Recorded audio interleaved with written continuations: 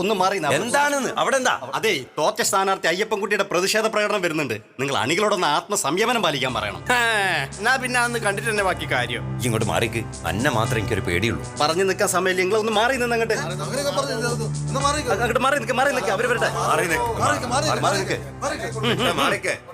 അങ്ങനെയൊക്കെ പറയാൻ പറ്റുമോ? അങ്ങനെയൊക്കെ പറയാൻ പറ്റുമോ? നമ്മൾ നാളെയും കാണണ്ടേ?